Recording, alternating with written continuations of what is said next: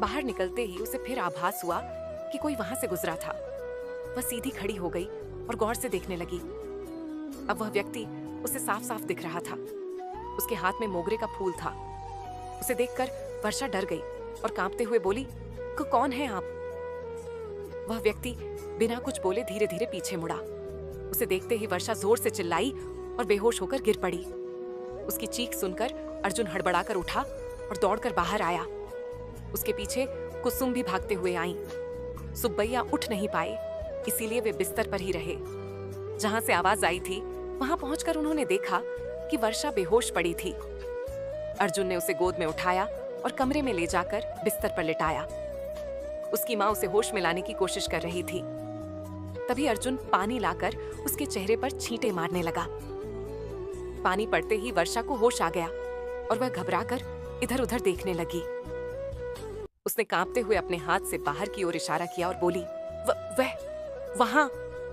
शांत हो जाओ वर्षा, क्या हुआ? क्यों डर गई हो? वहां क्या था? माँ, वहां विनय थे। क्या कह रही हो वर्षा? विनय कैसे आ सकते हैं? वह तो कब के गुजर चुके हैं। नहीं माँ, मैंने खुद देखा, वही थे। उनके हाथ में मोगरे के फूल थे। बेटा, तुम्हें बहुत ज्यादा तनाव हो गया है, इसलिए ऐसा लग रहा है। तुम आराम करो, सब ठीक हो जाएगा। नहीं, मुझे कोई तनाव नहीं है, मैं बिल्कुल ठीक हूँ। मैंने विनय को तो सच में देखा, वह यहीं थे। जैसे ही उसने यह कहा, अर्जुन की नजर उसके बालों पर पड़ी। वहां मोगरे का फूल लटका हुआ था। क्या वर्षा, तुम खुद फूल लगाए बैठी हो और कह रही हो कि विनय हाथ में फूल लिए खड़े थे? तुम्हें उनकी याद आ रही होगी, इसीलिए ऐसा लगा होगा। अब आराम से सो जाओ। उसकी माँ ने भी उसे समझाकर सुला दिया और अपने कमरे में चली गई। कुसुम, ये वर्षा क्यों चिल्ला रही थी? कुछ समझ में नहीं आ रहा है, अजीब अजीब बातें कर रही है। जब हम गए तो बेहोश पड़ी थी। होश आने के बाद कहने लगी कि उसने विनय को देखा है और इधर उसके बालों में मोगरे के फूल भी थे। वह कह रही थी कि विनय हाथ में मोगरा लिए खड़ा था। ये वही मोगरा है जो मैंने भगवान को चढ़ाने के लिए लाया था, लेकिन भूल गई और टेबल पर ही रह गया। शायद जब उसने उसे पहना तो विनय की याद आ गई होगी, इसीलिए वह इस तरह बोल रही थी। मुझे लगता है कि ज्यादा तनाव के कारण वह ऐसा महसूस कर रही होगी। जैसा दामाद जी ने कहा, वो बस थक गई है, आराम करेगी तो सब ठीक हो जाएगा। आप भी अब सो जाइए। पत्नी की बातों से उन्हें संतोष नहीं हुआ। नींद न आने पर उन्होंने अपनी पत्नी को पुकारा, कुसुम, कुसुम। क्या हुआ जी, क्यों बुला रहे हो? मुझे ना जाने क्यों लग रहा है कि वर्षा सच कह रही है। अरे जी, आप भी इन बातों पर विश्वास कर रहे हैं? मुझे मानना ही होगा, क्योंकि मैंने भी कई बार ऐसा अनुभव किया है। विनय के गुजरने के बाद कई बार मुझे अजीब अजीब अनुभव हुए हैं। ऐसा लगता था जैसे कोई हमारे आसपास घूम रहा हो, हमारी बातें सुन रहा हो। एक दिन जब मैं व्हील चेयर पर जा रहा था, तब मैंने वर्षा के कमरे के पास विनय को देखा था। क्या? फिर आपने मुझे पहले क्यों नहीं बताया? ऐसी बातों पर कौन यकीन करता? इसीलिए चुप रहा। फिर तुम्हें बताता तो तुम डर जाती, इसीलिए भी नहीं कहा। लेकिन अब मुझे सब साफ दिखाई दे रहा है। विनय को हमारी वर्षा से बहुत लगाव था। और फिर वर्षा ने कहा ना कि विनय के हाथ में मोगरा था। उसे यह पसंद नहीं था कि वर्षा किसी और के साथ रहे। शायद इसी वजह से वर्षा से शादी करने वाले हर शख्स का एक्सीडेंट हो रहा था। अगर ऐसा है तो हमारे दामाद जी को अभी तक कुछ क्यों नहीं हुआ? उन्हें भी कुछ हो सकता था ना। यही तो समझ नहीं आ रहा है। कोई ना कोई वजह जरूर होगी, लेकिन एक बात पक्की है, हमारे दामाद की जान खतरे में है। हमें पहले उन्हें बचाना होगा। हो सकता है इन सारे एक्सीडेंट्स का और विनय की आत्मा का कोई संबंध हो। हमें कल ही किसी पंडित को बुलाकर आत्मा को मुक्ति दिलवानी होगी, वरना हमारे दामाद जी हमें हमेशा के लिए खो सकते हैं। ठीक है, ऐसा ही करते हैं। वे दोनों आपस में बातें कर रहे थे, लेकिन बाहर कोई उनकी बातें चुपचाप सुन रहा था। कुछ देर बाद वह व्यक्ति गुस्से में वहां से चला गया। उधर वर्षा को नींद नहीं आ रही थी। अर्जुन ने दर्द में होते हुए भी उसे अपनी बाहों में भरकर सुलाया। उसकी नजदीकी से वर्षा को हल्की झपकी आ गई। सुबह जब वर्षा उठी तो उसने अर्जुन को नाश्ता करवाया और फिर घर के बाहर आकर बैठ गई। रात की घटनाओं को याद करने लगी। चाहे कोई माने या ना माने, लेकिन मैंने जो देखा वह विनय ही था। वही चेहरा, वही आंखें, वही नजरें, वही परफ्यूम की खुशबू। ये विनय की आत्मा ही है। अब मुझे सब समझ में आ रहा है। जब मुझे लग रहा था कि कोई मेरा पीछा कर रहा है, तब भी यही खुशबू आती थी। और कल जब विनय मेरे सामने था, तब भी वही खुशबू थी। इसका मतलब मेरा पीछा करने वाला भी विनय की आत्मा ही थी। इन सारे एक्सीडेंट्स के पीछे उसी का हाथ हो सकता है। वह जानबूझकर अर्जुन को फंसाने की कोशिश कर रहा है, लेकिन अब मैं उसे ऐसा करने नहीं दूंगी। मुझे पहले यह समझना होगा कि विनय की आत्मा ऐसा क्यों कर रही है। तभी उसने देखा कि कुछ पंडित उसके घर की ओर आ रहे थे। वह तुरंत उनकी तरफ गई। आप कौन हैं? आपको किससे मिलना था? यह सुब्बैया जी का घर है ना? हाँ, यही घर है। क्या काम था? उन्होंने हमें बुलाया है। क्या आप उन्हें बुला सकती हैं? ठीक है, आइए अंदर, मैं उन्हें बुलाती हूँ। पंडित जैसे ही घर के अंदर आए, उन्हें अजीब सा एहसास हुआ। सुब्बैया जी से मिलने के बाद उन्होंने पूरा मामला सुना। फिर उन्होंने पूरे घर का मुआयना किया और अपनी मंत्र शक्ति से यहाँ क्या हो रहा है ये जानने की कोशिश की। इस घर में एक आत्मा मौजूद है जो यहाँ किसी से बहुत जुड़ी हुई है। क्या इस घर में किसी की मृत्यु हुई थी? इस घर में तो नहीं, लेकिन मेरी बेटी के पहले पति की सड़क हादसे में मौत हो गई थी। ये सुनकर पंडितों ने फिर कुछ देर ध्यान लगाया और कहा, इस घर में एक और मौत होने वाली है।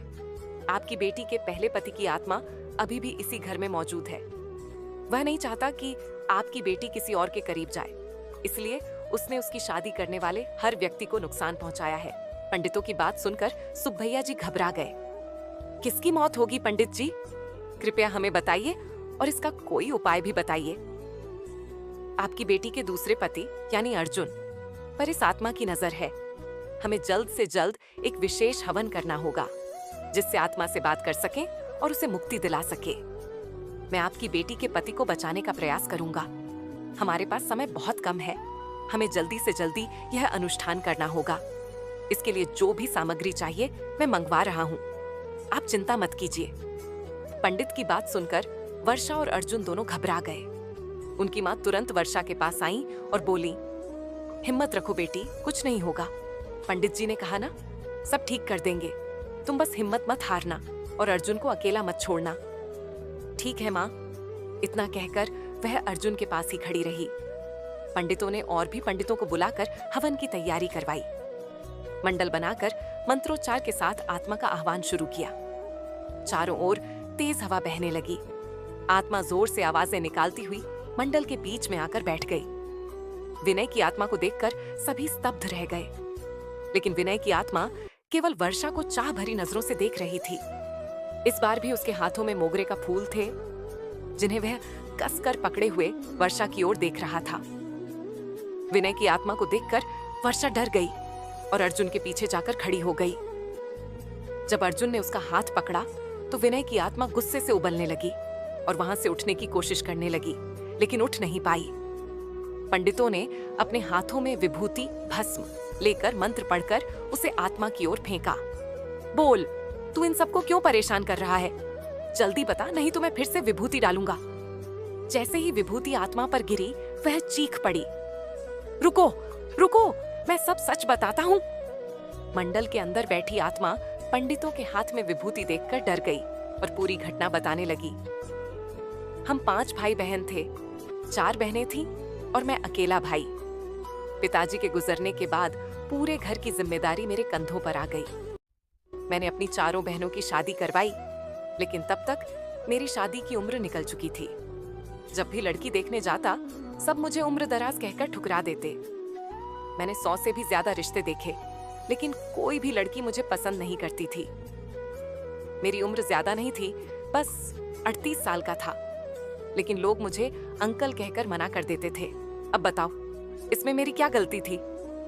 क्या मुझे पहले अपनी बहनों की जिम्मेदारी नहीं निभानी चाहिए थी? मैं जिम्मेदार इंसान था, इसलिए पहले अपनी बहनों का घर बसाया और फिर अपनी शादी के बारे में सोचा। आखिरकार पहली बार कोई लड़की मुझे पसंद आई और उसने मुझसे शादी कर ली। वह लड़की कोई और नहीं बल्कि वर्षा ही थी। शादी के बाद केवल 2 दिन ही हुए थे, लेकिन मैंने उसे दिल से चाहा था। मुझे लगा कि वह सिर्फ मेरी है मेरे लिए ही बनी है। मेरी भी इच्छाएं थीं। मैं अपनी पत्नी से प्यार करना चाहता था, उसे दुलारना चाहता था, पहली रात को यादगार बनाना चाहता था। उसी खुशी में मैं मोगरे के फूल खरीदने बाजार गया था। सब कुछ ठीक चल रहा था। मेरे हाथ में मोगरे के फूल थे और मैं घर की ओर लौट रहा था। लेकिन तभी एक लापरवाह ट्रक ड्राइवर ने मेरी बाइक को टक्कर मार दी और भाग गया। मैं लहूलुहान सड़क पर पड़ा था, दर्द से करा रहा था।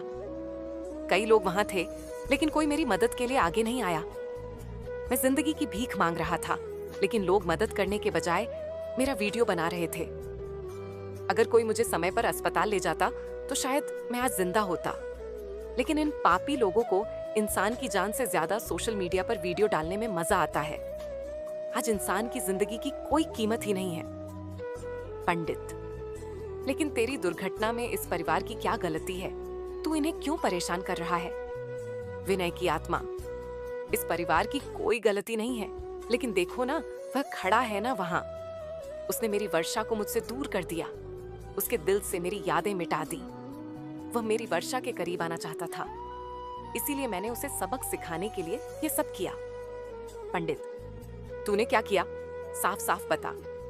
विनय की आत्मा, जब मेरी दुर्घटना हुई तो एक नेक दिल इंसान ने एम्बुलेंस बुलाकर मुझे अस्पताल पहुंचाया, लेकिन तब तक मेरे शरीर से बहुत सारा खून बह चुका था। इसी कारण मेरी मौत हो गई। जब वर्षा मेरे मृत शरीर के पास रो रही थी, तब मुझे बहुत दुख हो रहा था। लेकिन जब उसने मेरे हाथ से मोगरे के फूल उठाए और अपने बालों में लगाए, तो मैं बेहद खुश हुआ। तभी मैंने तय किया कि मैं वर्षा को कभी नहीं छोड़ूंगा। उसी दिन से मैं हमेशा उसके साथ रहने लगा। जहां वह जाती थी, मैं उसके पीछे पीछे जाता था। दुर्घटना के दिन मैंने मोगरे के फूलों के साथ एक परफ्यूम भी खरीदा था और उसे पूरे शरीर पर लगाया था। जब भी मैं वर्षा के पास जाता, उसे वही परफ्यूम की खुशबू आती थी। लेकिन वह समझती थी कि अर्जुन उसे पीछा कर रहा है। जिस व्यक्ति ने मुझे अस्पताल पहुंचाया था, वह कोई और नहीं बल्कि अर्जुन था। मैंने कभी सपने में भी नहीं सोचा था कि वही व्यक्ति मेरी पत्नी से शादी कर लेगा। कई बार मैंने उसे मारने का सोचा, लेकिन वह तो वही व्यक्ति था जिसने मेरी जान बचाने की कोशिश की थी। इसीलिए मैं शांत रहा। लेकिन मैंने यह जरूर तय कर लिया था कि अर्जुन को वर्षा के करीब नहीं आने दूंगा। पंडित, इसके लिए तूने क्या योजना बनाई? विनय की आत्मा, मेरी इस हालत का असली जिम्मेदार वह पंडित था जिसने शादी के दिन मुहूर्त अच्छा नहीं है कहकर हमारी सुहागरात टाल दी। अगर हमारी पहली रात हो जाती तो शायद मेरा यह हाल नहीं होता। मुझे डर था कि अर्जुन वर्षा के बहुत करीब आ जाएगा, और यह डर गुस्से में बदल गया। मैंने उन सभी को मार डाला जो मेरी मौत के जिम्मेदार थे। सबसे पहले मैंने उस पंडित को मारा, फिर उन लोगों को जो मेरी मौत का वीडियो बना रहे थे। इसके बाद मैंने उन डॉक्टरों को निशाना बनाया जिन्होंने मेरा पोस्टमार्टम किया था। वे अपने कर्तव्य का पालन कर रहे थे, लेकिन उन्होंने मेरे हाथ से मोगरे के फूल छीनकर कचरे में फेंक दिए। उस दिन मैंने उन्हें मारने की सोची, लेकिन वर्षा को रोते देख मैं उसके पास चला गया। डॉक्टरों को मारने के बाद बचा था वह ट्रक ड्राइवर जिसने मुझे टक्कर मारी थी। मैंने उसकी भी हत्या कर दी। और जब अर्जुन को मैंने हर बार दुर्घटना स्थल के पास से गुजरते देखा, तो मैंने उसे फंसाने की योजना बनाई। हर बुधवार उसी समय उसी स्थान पर उसी ट्रक ड्राइवर के शरीर में प्रवेश करके मैं दुर्घटनाएं करवाता था, ताकि पुलिस को अर्जुन पर शक हो और उसे गिरफ्तार कर ले।